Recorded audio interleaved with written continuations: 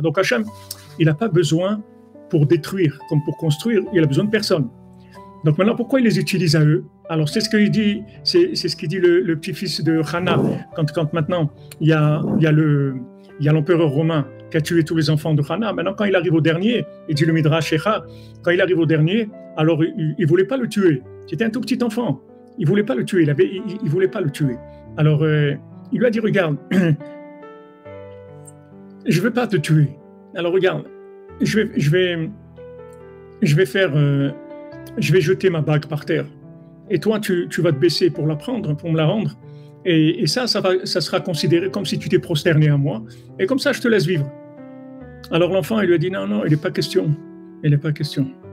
Mais il lui a dit, regarde, tu crois dans ton Dieu et tout. Regarde maintenant où tu es. Je vais te tuer. Où est ton Dieu? Ayeka, Aye Elokecha. Voilà, je vais te tuer maintenant. Alors le petit enfant, il lui a dit, t'as rien compris. Moi, je dois mourir. Hachem, il a décidé que je dois mourir, c'est tout. Je meurs pas à cause de toi. Je meurs parce que je dois mourir. Si c'est pas toi qui me tue, c'est un lion qui va me mordre, je vais tomber malade. Ça, c'est Hachem qui a décidé ça. Je dois mourir. Maintenant, la question que tu dois te poser, toi, par contre, c'est pourquoi Dieu t'a choisi à toi pour me tuer. Ça, il faut que tu te poses cette question. Je vais te donner la réponse. Hachem, Dieu, il te déteste tellement qu'il veut te détruire. Donc, il t'a donné cette mission à faire pour pouvoir te détruire. Donc, c'est la même chose pour tous les ennemis d'Israël. Quand quelqu'un devient ennemi d'Israël et qui fait du mal, c'est pas lui qui fait le mal, c'est Hachem qui a décidé de nous faire ce mal. Parce qu'on doit passer par là, c'est tout. On ne sait pas qui on est, qu'est-ce qu'on a fait, on ne sait rien du tout. On sait qu'on doit passer par là. C'est tout, c'est comme ça. Hachem, il a décidé qu'il y a un obus, il est tombé dans tel endroit, il a cassé un garage, et voilà, c'est comme ça. Ce garage, il devait être détruit, et c'est comme ça. Il n'y a pas de... Maintenant, pourquoi il a choisi à eux pour tirer cet obus? Ça, c'est parce qu'il veut le détruire, Hachem. Comme il veut le détruire, il a choisi ça. Ce qu'il dit ici, que maintenant, si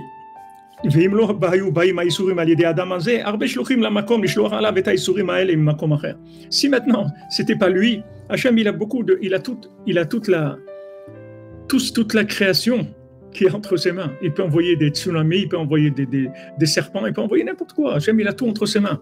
Donc, maintenant, pourquoi Hachem, il a choisi ces gens-là? Il leur a donné à eux, parce que Hachem, il les déteste. Hachem, il veut les détruire. Donc, comme il veut les détruire, il leur a donné le mal à faire. Mais toujours, il faut savoir que le mal, il vient de Dieu. Il vient pas des gens. Ça baisse pas leur responsabilité. Au contraire, il n'y a pas du tout à baisser la responsabilité. Ils sont responsables, mais ils ne sont pas responsables du vouloir du mal à cette personne-là. Ils sont responsables en général de vouloir faire le mal et bien sûr d'avoir voulu faire le mal au Ham Israël. Ils sont responsables. Comme Paro, c'est pas parce que Hachem il a durci son cœur qu'il va pas le tuer. Même qu'il a durci son cœur, il va le tuer parce qu'en fait, il y a un principe de chazaka. Le principe de chazaka dans la Torah, c'est quelque chose de très très important. Ça n'existe pas dans le monde, ce principe-là. Pas comme dans la Torah. Dans la Torah, il y a un principe de chazaka, c'est-à-dire une chose. Elle a un certain statut. Par exemple, quelqu'un il vient pour se tremper dans un mikvé et il voit que maintenant le mikvé n'est pas kasher. Donc il alerte le Rav, il dit voilà, j'étais au mikvé, il n'était pas kasher. Maintenant, comment il va faire le Rav pour savoir, disons, il y a des gens qui se sont convertis, il y a des gens qui ont été au mikvé pour se purifier, etc.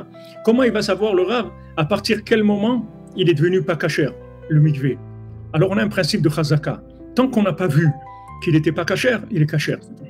Maintenant, quelqu'un il a vu, ça il est plus kasher à partir de maintenant. Maintenant, dans le mal, ce principe-là, c'est la même chose. Quelqu'un qui fait du mal, quelqu'un qui est haineux, quelqu'un qui dit « je veux détruire Israël », c'est quelqu'un qui est mourzak dans le mal. C'est-à-dire, on le considère comme quelqu'un de mauvais. Donc maintenant, on va l'utiliser automatiquement pour toutes les destructions qu'on a besoin, on va l'utiliser à lui. Même s'il dit « mais attends, mais moi je ne voulais pas faire ça », mais c'est pas grave, tu ne voulais pas.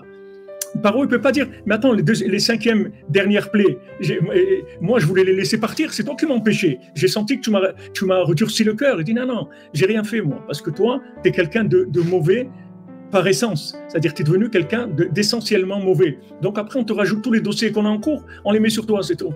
Et tu deviens responsable et tu vas mourir pour ça. Pourquoi? Parce que tu es mourzak dans le mal. Dans le bien, c'est la même chose. Quelqu'un qui est mourzak dans le bien, c'est la même chose. Même s'il fait des bêtises, il est mourzak dans le bien. Non, non, c'est quelqu'un de bien. Non, mais il a fait des bêtises. Non, lui, il est bien. Maintenant, il a fait une erreur, il va se reprendre, c'est tout. Parce qu'il est mourzak dans le bien. Donc, le djinn de Chazaka, c'est quelque chose de très important dans la Torah. Très, très important. Cheskat kashrut, tout, dans tous les domaines. Dans l'argent, dans tous les domaines, il y a le principe de Chazaka. Donc maintenant, Paro, il est considéré comme quelqu'un de mauvais. Parce qu'il a fait ses preuves, il a 5 fois, il a dit non. Donc maintenant, lui, il est enregistré dans le statut de quelqu'un qui dit non à Hachem, non au bien. Donc maintenant, quand on a besoin de faire des choses où il doit dire non, alors on lui fait faire à lui, on lui durcit son cœur pour qu'il dise non. On lui enlève son libre arbitre, il n'a pas de libre arbitre, il va dire non. Même si cette fois-là, il aurait eu envie peut-être de dire oui, il n'y a pas de peut-être. Comme maintenant, il a un statut de quelqu'un qui dit non, c'est terminé. Et ça, c'est extraordinaire comme jugement d'Hachem. Et ça s'applique à tous les gens qui font le mal. Tous les gens qui font le mal, c'est comme ça. Les gens qui veulent le mal, les gens qui disent du mal, les gens qui disent nous, on veut détruire, nous, on veut faire ça, nous, on fabrique des armes pour détruire, pour ça. Alors tout de suite, ils rentrent dans un statut de mal. Maintenant, après, tout ce qu'on a de mal à faire, on va leur donner à eux. Et ils paieront pour tout le mal qu'ils ont fait, même s'ils n'auraient pas voulu le faire. Ça ne change rien. Du moment où il a le statut de quelqu'un qui est un destructeur, c'est fini.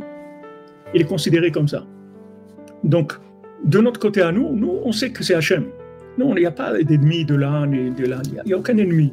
Nous, on est liés avec Hachem. C'est Hachem qui veut la Shoah. C'est Hachem qui veut l'Iran. C'est Hachem qui veut ça, c'est tout. C'est Dieu qui veut ça. On ne sait pas pourquoi, mais ce qu'on sait, c'est que Hachem, il est bon, miséricordieux, juste. Donc, c'est sûr qu'il n'y a aucun problème.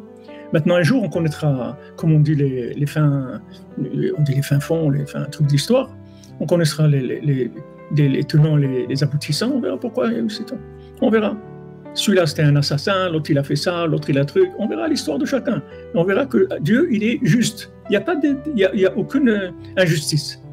Donc, la douleur, elle vient du fait que tu crois que le missionnaire, c'est lui qui fait le mal. C'est ça qui te fait souffrir. Mais si tu sais que c'est Dieu qui veut, et il a utilisé à lui comme il aurait utilisé n'importe qui, tu ne vas pas être focalisé sur lui. Tu vas te focaliser sur Dieu. Tu vas dire, Dieu, qu'est-ce qu'on a fait? Qu'est-ce que tu veux de nous? Qu'est-ce que tu veux de nous? On est en train de mourir pour toi toute la journée. Qu'est-ce que tu es en train de dire? On a tout laissé pour venir être en Israël, pour être avec toi, pour prier, pour faire la Torah, pour mettre tes enfants dans les écoles. Qu'est-ce que tu veux avec nous? Qu'est-ce que tu attends de nous? Et c'est quoi ces histoires? C'est quoi? On a donné notre vie. Il faut parler avec lui. Il ne faut pas perdre le temps dans la politique parce que là-bas, il n'y a rien.